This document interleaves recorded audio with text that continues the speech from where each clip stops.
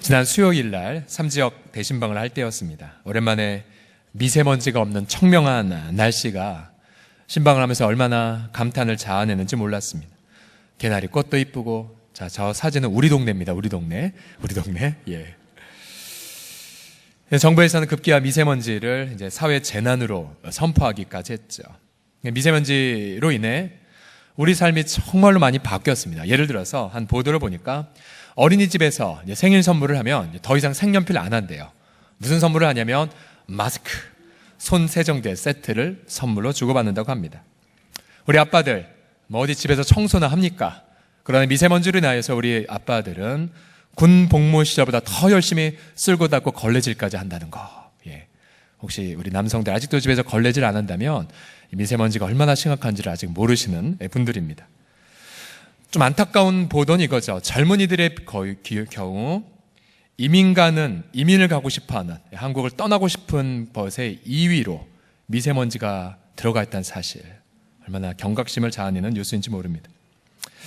우리는 이 미세먼지의 재난 때문에 분노를 터뜨리죠. 왜 분노를 터뜨리냐면, 난 미세먼지를 배출한 적이 없는데, 난 잘못한 적이 없는데 왜 우리가 이런 고생을 해야 되는가 하고 우리가 분노를 터뜨리지 않습니까? 제가 이 미세먼지를 예로 든 이유가 무엇이냐면, 이처럼 우리 인생도 보면 나의 잘못과 관계없는 시련을 많이 겪고 있기 때문입니다. 여러분 그렇습니까? 예를 들어 질병이라든지 사고라든지 부채라든지, 물론 내가 잘못해서 겪는 시련도 있지만 내 잘못과 상관없는 시련이 있어 더 고통한단 말입니다. 개인뿐만 아니라 공동체도 마찬가지입니다. 우리 민족을 보십시오. 우리 민족만큼 이렇게 시련을 많이 겪은 민족도 없지 않습니까? 일제시대의 아픔, 또 6.25 한국전쟁 등등 얼마나 많은 시련을 겪은 우리 민족입니까? 지난 4월 3일에 제주 4.3 70주년 추념식이 거행이 되었죠. 그때 거론된 소설 중에 현경 작가의 순이 삼촌이라는 소설이 있습니다. 순이 삼촌. 이 소설은 실화를 바탕으로 한 소설인데요. 1946년 1월 16일 북제주군 조천면 북촌리에서 자행된 양민 학살을 배경으로 합니다. 그날 1천여 명의 마을 주민들이 이유도 모른 채 학교 운동장에 집결되었고, 그때부터 임산부와 어린이들을 포함해 400여 명 이상이 잔인하게 살육을 당하였죠. 소설은 그로부터 30년 후에 이 마을의 제삿날을 배경으로 합니다. 모든 집집마다 곡성이 흘러나오는 그런 아픔을 담은 내용이죠. 자, 우리 오늘 이 시편 44편도 이런 공동체의 아픔을 담은 이른바 공동체 애가입니다. 이 시를 읽어보며 많은 학자들은 유대인의 역사 가운데, 유대인들의 역사도 우리 한국 민족과 아주 유사한데요. 특별히 이 주전 2세기에 안티오쿠스 에피파네스라는 왕의 폭정을 많이 떠올립니다. 이 안티오쿠스 왕은 누구냐면, 이제 자신의 유대인을 헬라화, 즉 그리스화 시키겠다라는 일념하에 어떤 행동을 했냐면요, 유대인들의 그 소중한 예배당에 제우스 신상, 주피터 신상을 세워버리고 거기에 절하라고 명령했습니다. 얼마나 끔찍한 일입니까? 또한 유대인들의 모든 예배 제사의식을 다 폐지해버렸어요. 그리고 안식일 규정을 삭제해버렸습니다. 얼마나 이 민족이 고통했겠습니까? 오늘 본문을 보게 되면 이 저자는 수많은 시련들을 우리 하나님 앞에 하소연합니다. 그러면서 그 시련의 원인이 자신들의 죄 때문인가를 돌아보았습니다. 17절 이하를 보십시오. 이 모든 일이 우리에게 임하였으나 우리가 돌이켜보고 반성하고 기도해 보았지만 우리는 주님을 잊은 적이 없었습니다. 주의 언약을 어기지도 않았고 하나님의 이름을 잊어버렸거나 만약 은밀히 우상을 숭배했다면 하나님이 다 이를 들추지 않으셨겠습니까? 그들은 죄를 범하지 않았지만 좀 시련을 겪고 있습니다. 우리 사랑하는 성도님들의 일상의 삶에서도 이처럼 죄와 상관없는 시련 때문에 얼마나 많이 힘이 드셨습니까? 오늘 성경을 통해 하나님은 우리에게 위로의 음성을 다음과 같이 들려주십니다. 첫 번째로, 우리가 죄와 상관없는 시련을 겪을 때에 하나님은 과거의 은혜를 깨닫고 감사를 회복시켜 주십니다. 우리 첫 번째 본문의 교훈을 같이 읽어봅시다. 시작. 과거의 은혜에 대한 감사가 회복됩니다. 시련의 밤이 깊어가면 난 참 무력한 인간이구나 라는 것을 절감하죠. 내 지성, 내 경험, 내 힘으로 해결되지 않기 때문이죠. 이런 무력감 속에 좌절감에 빠지거나 때론 이 무력감 속에 누구 배우자를 원망하거나 혹은 심지어 하나님을 향하여 실망을 표하게 되죠. 오늘 시편 저자도 이 무력감 속에, 그렇지만 과거 자신의 선조들이 경험했던, 조상들이 경험했던 은혜를 처음부터 고백합니다. 2절과 3절을 보시면요, 주께서 주의 손으로 뭇 백성을 내쫓으시고 우리 조상들을 이 땅에서 뿌리박게 하셨지요. 주님께서 다른 민족들은 고달프게 하셨고 우리 조상들은 번성하게 하셨나이다. 그 이유가 뭐냐? 시인은 시련의 밤속에 이걸 깨달았어요. 우리 선조들이 자신의 칼로 땅을 얻어 차지한 것이 아니라, 그들의 팔이, 우리 선조들의 팔이 그들을 구원함도 아니라, 그 다음 보세요, 오직 주님의 오른손과 주의 팔과 주의 얼굴의 빛, 즉 하나님의 은혜로, 우리 선조들은 하나님의 은혜로 이 땅을 정복하게 하셨나이다. 이것을 이 시편 저자가 깨닫고 고백합니다. 이스라엘의 선조들은 기원전 1400년대까지 집이 없었죠. 400년간 이집트에서 노예살이했고 다시 40년간 광야에서 방황했습니다. 그러나 하나님은 그들에게 그들 앞에서 홍해를 가르셨고 요단강을 마르셨으며 하나님은 그들 앞에서 난공불락의 그 여리고성을 무너뜨리셨죠. 하나님은 약속의 땅을 이스라엘에게 선물로 주셨습니다. 선조들이 탁월했던 것이 아니라 오직 하나님이 그들을 기뻐하셔서 선물로 주셨을 뿐이었습니다. 자, 시편 저자는 이것을 깨달았습니다. 인간의 힘이 아니라 하나님의 힘이고 인간의 지혜가 아니라 바로 하나님의 지혜라는 것을 깨닫죠. 이사야서 63장 9절에도 보시면 현재의 시련의 밤이 깊어갈수록 과거에 부어졌던 은혜를 이렇게 깨닫습니다. 같이 읽어보죠. 시작. 그들의 모든 환난에 동참하사 자기 앞에 사자로 하여금 그들을 구원하시며 그의 사랑과 그의 자비로 그들을 구원하시고 옛적 모든 날에 그들을 드시며 안으셨나이다. 여러분, 왜 우리가 지금 시련을 겪고 있는데 옛날에 부어졌던 은혜가 깨달아질까요? 그것은 시련을 통해 우리 마음이 깨어지고 낮아지고 겸손해지면 그때부터 우리는 하나님의 은혜를 깨달아가기 때문에 그래요. 낮아지고 깨어지기 때문에. 예를 들어 여러분, 우리 환우들, 특별히 말기 시한부 인상을 사는 환우들을 한번 신방해 보셨습니까? 그분들에게 가면 물론 투병하여 아프지만 우리 정상인들이 감사하지 않은 감사를 얼마나 많이 고백합니까? 예를 들어, 목사님, 제가 이렇게 숨을 쉬어서 감사해요. 목사님, 제가 먹을 수 있어서 감사해요. 제가 이렇게 걸어 다닐 수 있어서 감사해요. 그들은 시련의 밤속에 자신들에게 부어졌던 은혜를 깨닫고 감사를 드려요. 목사님, 지나간 인생을 쭉 돌이켜보니 하나님의 은혜가 아닌 것이 없었어요. 오히려 더 감사를 고백하게 하십니다. 여러분, 이번에 우리가 60주년사 너무 정말 작품으로 하나님 앞에 봉헌을 하지 않았습니까? 30년 전에 우리 홍성계 30년사란 책도 있어요. 이 책을 보다 보면 아마 우리 몇몇 어르신들은 기억하실, 체험하신 어르신도 있을지 모르겠습니다. 자, 1958년도에 이제 우리가 가정에서 첫 주일 예배를 시작함으로 이제 교회가 시작이 되었는데요. 이제 점점 예배 인원이 늘어나 보니까 가정에서는 예배를 드릴 수가 없었습니다. 그래서 이제 어떻게 했냐면 돈은 없었으니까 홍제천의 냇가의 한 모퉁이, 아마 요 KT 건물 옛날에 그 근처라면서요. 맞습니까? 그 땅을 매입은 못하고 빌려서 예배당을 짓기로 결정했습니다. 자, 요 기록에 따르면 그 당시 마을 주민들은 두 부류였답니다. 한 부류는 사업 망한 분들, 또 한 부류는 철거민들. 뭐가 돈이 있겠습니까? 그러나 황근주 목사님은 본인이 그때 전국을 돌아다니며 사용했던 그 대형 천막을 처분했습니다. 그리고 헌납했지만 여전히 부족했죠. 이 가난한 가운데에 그들은 가까스로 20평의 예배당을 완공했습니다. 얼마나 감격했겠어요. 얼마나 기뻤겠어요. 첫 예배당. 그러나 여러분, 서울홍성교회의 첫 예배당은 어떻게 된 줄 아십니까? 예배를 드리던 찰나에 갑자기 구청 건축과 철거반이 느닷없이 달려들어 그렇게 힘겹게 만든 첫 예배당을 삽시간에 철거해버렸습니다. 얼마나 안타까운 사건입니까?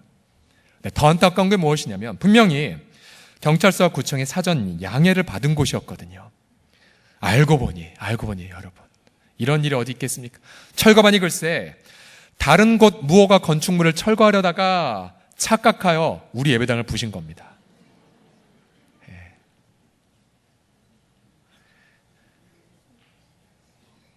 우리 잘못과 상관없는 시련이 첫 예배당을 겪었던 거죠. 예.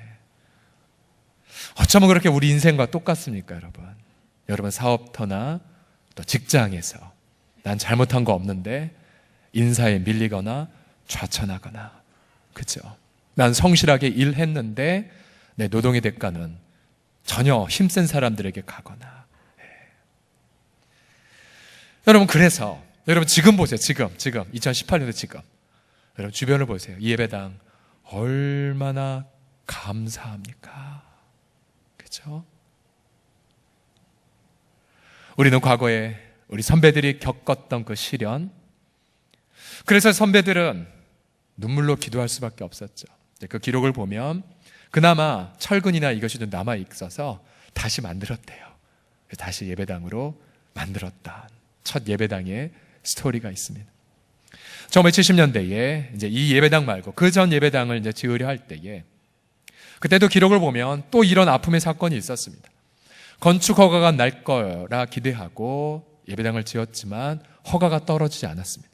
구에서 날마다 철거하겠다고 유협을 했다고 해요. 그래서 무려 허가를 받을 때까지 4년이나 거기 보면 이런 글자가 있습니다. 통곡의 기도를 성도들이 드렸다. 혹시 그때 함께 계신 어르신들이 계시다면 저한테 더 보충 설명 좀 해주세요. 그래서 제가 이 기록을 보면서 정말 시련이 많았구나 우리가. 그러나 그 시련으로 인하여 우리 성도들은 통곡의 기도, 눈물의 기도를 드렸고, 그래서 오늘날 우리가 이 눈에 보이는 이 아름다운 예배당을 넘어 너무나 소중한 보이지 않는 아름다운 유산 가운데 하나가 기도의 은혜가 있는 교회가 아닙니까? 중보기도의 은혜가 있는 교회. 그것이 바로 시련의 때에 빚어진 것입니다. 우리 사랑하는 성도들이요, 현재 겪고 있는 그 시련 때문에 아파하십니까? 주님의 존전에 조용히 나가 우리 과거에 부어졌던 은혜들을 하나씩 기억해 보십시오. 그때에 여러분 마음 가득히 감사가 터져나오는 것을 경험하게 되실 것입니다. 시련이 아플수록 더욱더 큰 감사를 경험하는 우리 모두가 되기를 예수님의 이름으로 축복합니다. 자, 옆사람 이렇게 고백합시다. 힘들 때 더 감사하겠습니다. 시작. 힘들 때 더 감사하겠습니다. 두 번째로, 죄와 상관없는 시련을 겪을 때 두 번째로는 현재의 예배에 대한 열정이 더해집니다. 더 현재 예배를 뜨겁게 드리게 돼요. 오늘 본문을 보시면 이 시인은 과거에 부어진 은혜를 깨닫자 이제 현재 자신의 입술로 하나님을 뜨겁게 예배하기 시작합니다. 6절과 8절을 다 같이 읽어보죠. 시작. 나는 내 활을 의지하지 아니할 것이라 내 칼이 나를 구원하지 못하리이다. 우리가 종일 하나님을 자랑하였나이다. 우리는 하나님의 이름에 영원히 감사하리이다. 멋진 예배를 드리고 있어요. 내가 종일 하나님을 자랑하고 내가 영원히 하나님께 감사하리이다. 그러나 여러분 8절 다음에 그 다음 절이 몇 절이죠, 여러분? 9절이죠, 9절. 그것도 모르십니까? 혹시 8절 다음에 9절? 9절을 보시면 완전히 다른 사람의 목소리 같은 목소리가 나와요. 9절 보세요. 그러나 이제는 주께서 우리를 버려 욕을 당하게 하시고 우리 군대와 함께 나아가지 아니하시나이다. 구구절절 주님이 우리에게 수치를, 주님이 우리를 조롱을 받게, 주님이 이걸 이제 시편에서 애가라고 하죠. 애가 탄식을 호소하죠. 급기야 23절 24절을 보십시오. 주여 깨소서 어찌하여 주무시나이까? 일어나시고 우리를 영원히 버리지 마소서. 어찌하여 주의 얼굴을 가리시고 우리의 고난과 압제를 잊으시나이까?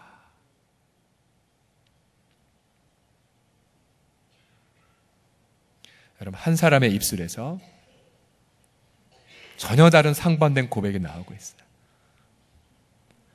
뜨거운 하나님의 임재에 대한 감격. 그러나 반대로 하나님 우리 버리셨어요. 마치 하나님이 계시지 않은 것과 같은 상황을 처절하게 호소하고 있습니다. 제가 여러분에게 궁금한 게 있는데요. 여러분 가운데 목사님 그래도 나는 단 한 번도 이런 기도 한 적 없어요. 난 언제나 주님 믿습니다. 감사합니다. 이런 기도만 했습니다. 하시는 분 혹시 손 들어주시겠습니까? 그런 분들 한 분도 없죠. 인생의 어느 한순간은 반드시 하나님 저 버렸어요? 하나님 안 계신 거예요? 하나님 왜요? 위대한 종교개혁자 마틴 루터, 정말 우리가 얼마나 많이 존경하는 분입니까? 믿음의 사람. 제가 그분의 그 인생을 자세히 알기 전에 제가 총신신학대학교에 들어갔을 때 제 딴에는 그때 되게 점수 잘 나왔었거든요.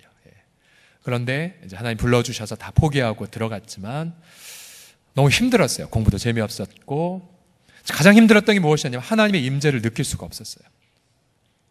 그래서 나중에 알았지만 그 당시에 제 마음의 상태는 우울증의 증상들이 되게 많았었어요. 그러다가 마틴 루터의 생애와 신학이라는 과목을 수강하기 시작했어요. 그리고 그분의 생애, 그분의 글들 읽기 시작하면서 제가 갑자기 깜짝 놀랐어요. 그렇게 믿음의 용장이었던 마틴 루터도 평생을 우울증으로 고통했던 것을 들었어요. 아니 어떻게 이런 믿음의 양반이? 1527년 마틴 루터는 이러한 일기를 남깁니다. 일주일이 넘도록 나는 죽음과 지옥의 문 가까이 있었다. 온몸이 부들부들 떨렸다. 그리스도께서는 온데간데 없으셨다. 나는 좌절과 하나님에 대한 모독으로 몸서린치고 있었다. 아니 어떻게 이런 믿음의 사람들이 이런 고백을 하다니. 너무 놀라운 것은요, 이런 믿음의 사람의 아픔의 고백을 읽을수록 제 마음속에는 막 짙은 먹구름 같은 부분들이 조금씩 거치는 걸 느꼈어요.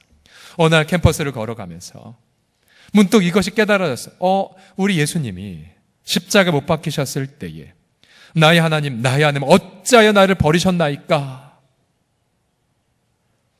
예수님도 하나님의 임재를 느끼지 못하셨구나. 여러분, 그걸 깨닫는 순간, 그때가 이제 2학년 때였는데 제 마음과 정신 속에 묻어있는 그런 어둠들이 거쳐가는 체험을 했어요. 여러분 지금 이 얼굴이 아니었다니까요. 그때 얼마나 막 찌푸리고 우울하게 다녔는지.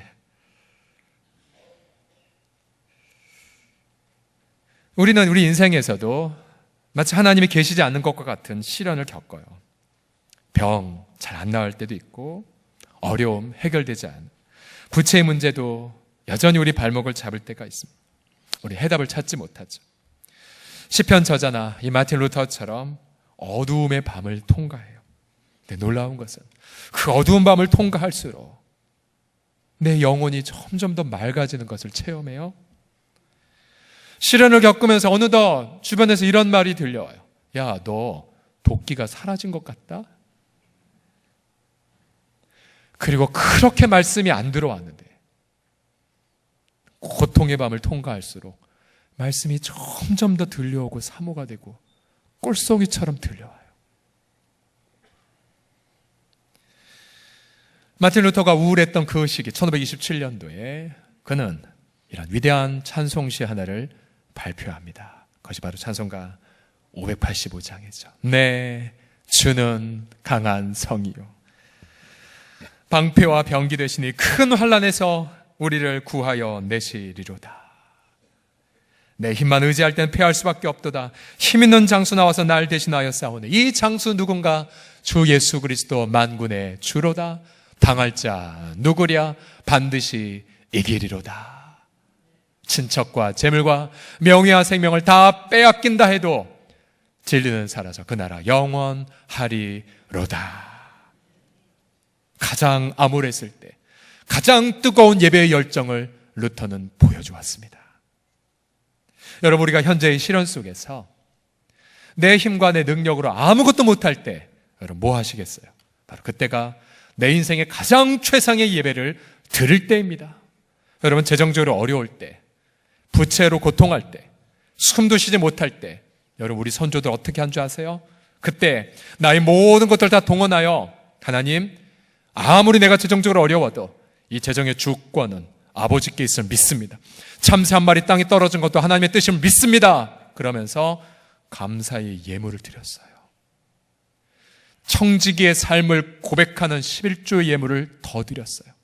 내가 망해도 주 안에서 망하리이다. 그러면 그런 진정한 열정을 담은 예배 드린 가정은 그다음 하나님의 기가 막힌 돌보심의 간증을 얼마나 많이 들으셨습니까? 방황하는 자녀 때문에 너무나 고통한 우리 부모들도 뭘 예배하시겠어요? 아이들이 말을 듣습니까? 그러나 우리 하나님 앞에 담대하게 나아가서 하나님, 이 아이를 우리에게 생명으로 주신 하나님, 잠시 맡겨주신 하나님 감사합니다.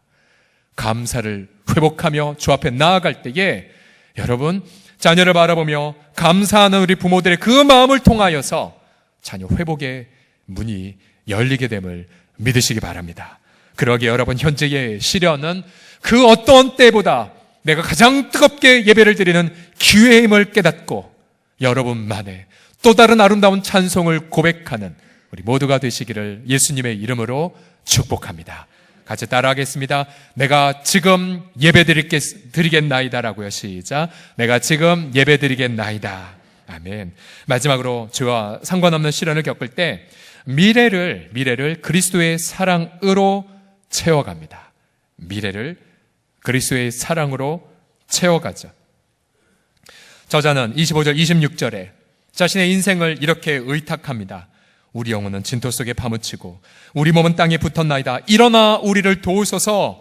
주의 인자하심으로 말미암아 구원하소서라고 기도해요. 그는 하나님의 인자하심 앞에 자신과 민족을 맡겼습니다. 인자하다라는 이 단어는 어질다 이런 나약한 의미가 아니라 히브리 말로 헤세드라고 합니다.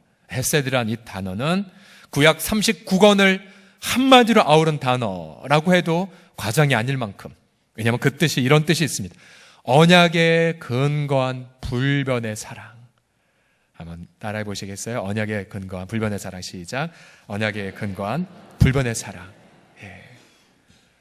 이스라엘이 400년간 노이살이에서 구원받은 것도 헤세드 때문이었고, 홍해가 갈라지고 요단강이 말라진 것도 헤세드 때문이었습니다. 약속의 땅을 선물로 받은 것도 헤세드 때문이었고, 우상 숭배했지만 그러나 그들이 반복적으로 용서받은 것도 헤세드였습니다. 이제 그 헤세드의 하나님이 그 헤세드를 완벽히 이루기 위하여 친히 이 땅에 오셨습니다. 바로 그분의 이름은, 그 이름을 예수라 하라. 이는 자기 백성을 그 죄에서 구원할 자라 하심이라. 예수는 이 땅에 오셔서 주님의 그 헤세드를 나누셨죠. 가난한 자에게 복음을 전하셨고, 또한 병자를 치유하셨고, 귀신의 얽매인 자를 자유케 하셨죠. 그가 가는 곳마다 죽음이 떠나가고 생명의 축제가 그렇게 일어났습니다. 그가 십자가를 지시기 전 그는 제자들 앞에 이렇게 엄숙히 선언하셨죠.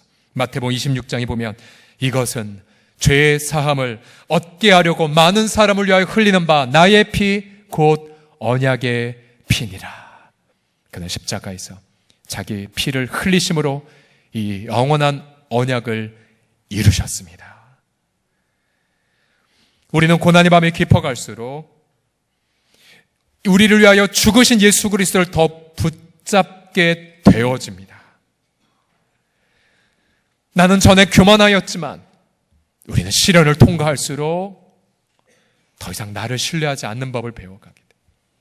그리고 언제부터인가 그리스도만을 붙잡게 돼요. 그러면서 나도 모르게 이런 고백을 하게 돼요. 주님, 살든지 죽든지 나를 위해 생명 바치신 주님만 나타나게 하여 주시옵소서. 성공하든 실패하든지 유명하든지 무명하든지 병약하든지 건강하든지 주님만 내 안에서 나타나게 하여 주시옵소서. 여러분, 이 고백을 시련의 밤에 드리게 됩니다. 그러면서 우리는 담대하게 사도 바울이 고린도후서 4장에서 고백한 이 고백을 멋지게 선포하게 되죠. 우리 다 같이 힘차게 외치겠습니다. 시작. 우리가 이 보배를 질그릇에 가졌으니 이는 심히 큰 능력은 하나님께 있고 우리에게 있지 아니함을 알게 하려 함이라. 우리가 사방으로 우겨쌈을 당하여도 쌓이지 아니하며 답답한 일을 당하여도 낙심하지 아니하며 박해를 받아도 버림받지 아니하며 거꾸러뜨림을 당하여도 망하지 아니하고 이러한 놀라운 특권이 여러분의 모든 가정과 일터 가운데에 차고 넘치게 고백되어지기를, 체감되어지기를 예수님의 이름으로 선포합니다.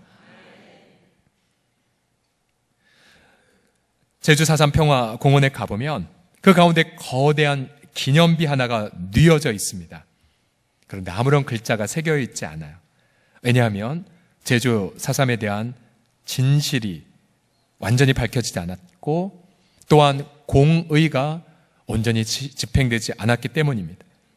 이념과 편견의 잣대로 무수히 많은 이들이 희생당했고 연좌제 등으로 눈물을 대놓고 흘리지 못했죠.